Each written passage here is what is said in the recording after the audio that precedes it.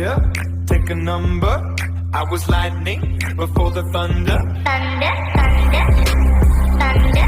तो जैसे कि हम लोगों ने पिछले एपिसोड में देखा, हमारा जो फ्योनली है वो यल के पास वापस जाता है किसी कारण से, और वहाँ पे उन लोगों के बीच में बहुत सारी बातें भी होती हैं जिनमें जो हमारा फ्योनली है वो बहुत ज़्यादा गुस्सा करने लगता है यल के ऊपर। और क्योंकि जो फ्योनली है वो यल के ऊपर बहुत ज़्यादा चिल्ला रहा होता है, इस कारण जो ईवन होती है यानी कि यल की छोटी बहन, वो फ्योनली को वहाँ से बाहर ले जाती है। एंड क्योंकि उसने बचाया भी था उस एपिसोड में उसे एक बार, तो तुम लोग जाओ और उस एपिसोड का अच्छी तरह से देख के आ सकते हो। पर अब आगे एपिसोड की स्टार्टिंग में हमें एक बिल्डिंग को दिखाया जाता है, और असल में उस बिल्डिंग के अंदर मिस्टर एन को लाया जाता है ताकि उनको अच्छी तरह से क्योर कर पाए, क्योंकि हॉस्पिटल में तो उन पर कोई ध्यान दे नहीं रहा था, इसलिए जो फ्योनली है उसने ये फैसला उठाया। और उसके बाद जो लुइस होता है वो कहता है कि अब मैं मिस्टर एन का ट्रीटमेंट करने जा रहा हूँ, तो ये बेहतर होगा अगर तुम मेरे को 800 साल पुराना गैंगचिंग जल्द से जल्दी ला के दे दो। उसके बाद जो ईवन होती है वो बोलती है, मैंने तो अपने ग्रैंडपा को हॉस्पिटल से तो बाहर लिया ही, असल में मेरे को ये बिल्कुल भी नहीं पता है कि आखिर वो जो गैंगचिंग है वो आखिर है कहाँ। और उसके बाद फ्योनली जो होता है वो बोलता है ईव को, चिंता मत करो, मैं कोई ना कोई रास्ता निकाल दूंगा। लेकिन तभी वहाँ पे लूसी आ जाती है जो कि उस पर बहुत ज्यादा गुस्सा और की होती है फ्योनली पे। और उसके बाद जो फ्योनली है वो भी शॉक हो जाता है देख के कि लूसी यहाँ पे है, और वो लूसी को कहता है, लूसी तुम यहाँ पे क्या कर रही हो। पर जो लूसी है वो कुछ भी नहीं सुन रही होती है, एंड बस वो फ्योनली के ऊपर कूद जाती है। और उसके बाद जो हमारा फ्योनली है उसे बहुत ही तेज एक लात पड़ती है जो कि डिजर्व भी करता है, पर लूसी तो उसे कुछ ज्यादा ही मारने लग जाते हैं, बिल्कुल लेटा लेटा के, चाहते हुए कुछ भी कर सकती है। लेकिन तभी जो हमारी लूसी है उसकी नजर पड़ती है ईवन पे,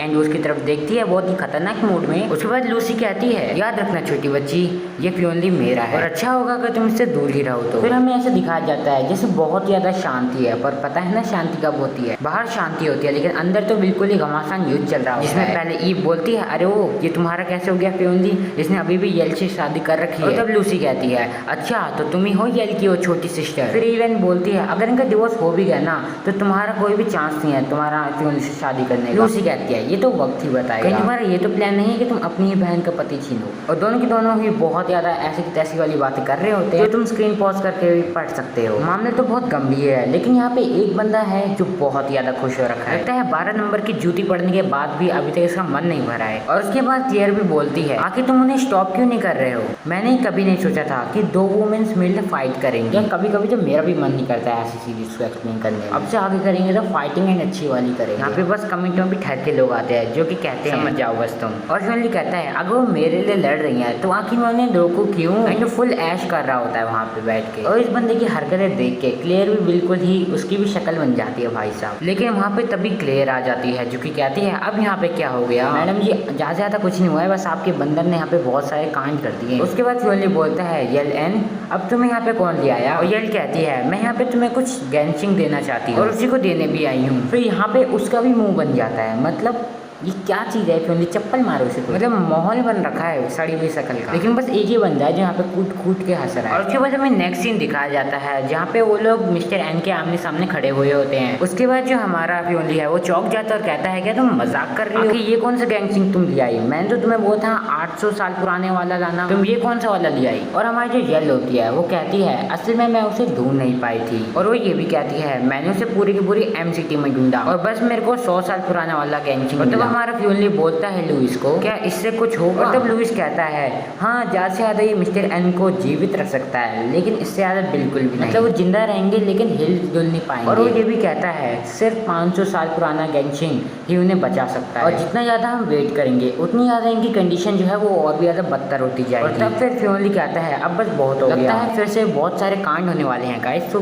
तैयार। और उसके बाद फ्योनली जो है जाते हुए कहता है, बहुत जल्द आऊंगा, तब तक तुम इन्हें जिंदा रखना जब तक मैं नहीं आता। और ये पूछती भी है, आखिर तुम जा कहाँ रहे हो। उसके बाद जो फ्योनली है वो उस बिल्डिंग से बाहर निकलता है और पता नहीं कहाँ जा रहा होता है। और उसके बाद जो यल होती है वो बोलती है, क्या जो अभी अंदर बंदा था वो वही डॉक्टर था जिसे तुमने ढूंढा था, क्या उस काम के लिए सही भी है, क्योंकि वो कुछ ज्यादा ही यंग भी दिखता है। उसके बाद जो हमारा फ्योनली है वो बोलता है, आखिर तुम हो कौन ये क्वेश्चन पूछने वाले, तुम तो एक हाफ डिसेंट गैंगचिंग को भी नहीं ढूंढ पाई। और तब यल कहती है, वो सही है, और वो कहती है कि मैंने उससे हमेशा बुरा भला कहा है, लेकिन वास्तव में कभी कुछ बुरा करता ही नहीं है। और हमें मैं कुछ भी नहीं कर सकती हूँ उनकी मदद करने के लिए। और जब जैसे ही फियोनली बस जा ही रहा होता है, पीछे से आवाज़ें आने लग जाती हैं और उसके बाद हमें जब पीछे का सीन दिखाया जाता है, वहाँ पर जो ईवन है उसने हमारी लूसी को रोक रखा और लूसी कहती है मेरे को जाने दो फियोनली के साथ। और सही बताओ ना तो यहाँ पे भी पता नहीं क्या ही सीन चल रहे हैं। उसके बाद कौन सी नशे करके बैठे हो, अब तो छोड़। लूसी ईव को कहती है अगर उसने उसे डिवोर्स नहीं दिया तो हमारे पास कोई चांस ही नहीं बचेगा। और इस बात को सुन के जो ईव है वो लूसी को छोड़ देती है,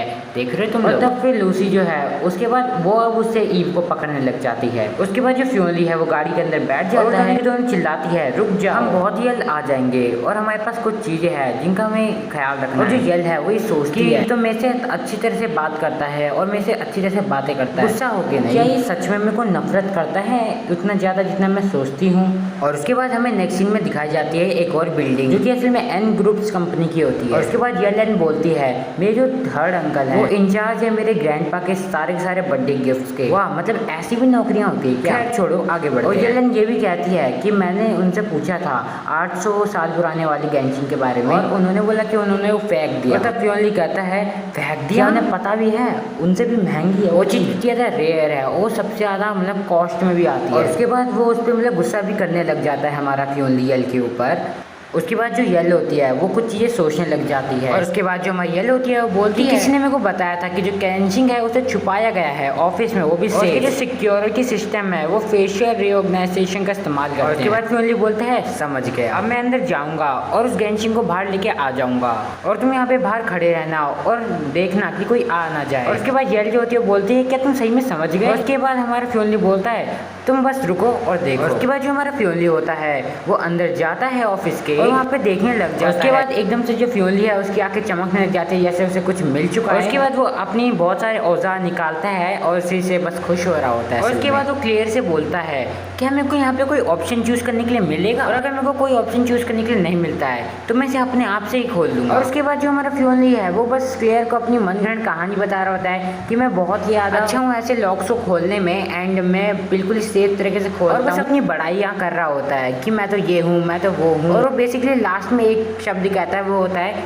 कि मैं इसे अपने आप भी वैसे खोल सकता हूँ। मतलब इतनी बड़ी कहानी इसने बनाई बस क्लियर को ये बताने के लिए कि उसको क्लियर की इतनी भी जरूरत नहीं है। उसके बाद क्लियर भी डर के कहती है फियोनली मेरे ख्याल से तुम्हें कुछ ना कुछ चीज़ें चुननी ही लेनी चाहिए वरना ये चीज़ बहुत ज़्यादा खतरनाक बन सकती है। और उसके बाद जो हमारी क्लियर होती है वो ऑप्शंस को बोलना स्टार्ट करती है और वो कहती है ऑप्शन ए तुम डिस्गस के मास्टर बन सकते हो वो भी बस 20 मिनट के लिए, और वरना ऑप्शन बी है तुम पा सकते हो एक 500 साल पुराना गैंशिंग। और उसके बाद जो हमारा फियोनली है वो थोड़ी देर के लिए शांत होता है बिल्कुल ही, जो कि वो कभी होता नहीं पर इस बार हो रहा है। उसी समय पीछे से क्लियर आती है जो कि कहती है एक स्मॉल वर्ड, ये जो डिस्गस वाला ऑप्शन है ये थोड़ा सा रिस्की है, इसको चुनने से पहले तुम्हें थोड़ा सा ध्यानपूर्वक सोच लेना चाहिए अच्छी तरह से, और ये मेरे ख्याल से बहुत ज्यादा टफ चॉइस भी है। उसके बाद फियोनली बोलता है ऑप्शन बी जो है वो थोड़ा बहुत ज्यादा सिंपल लग रहा है पर मैं उसे ऐसे जाने भी नहीं दे सकता क्योंकि उसे भरपाई तो करनी पड़ेगी जो उसने किया है, इसीलिए फियोनली जो होता है वो कहता है इसलिए मैंने ऑप्शन ए चुना है।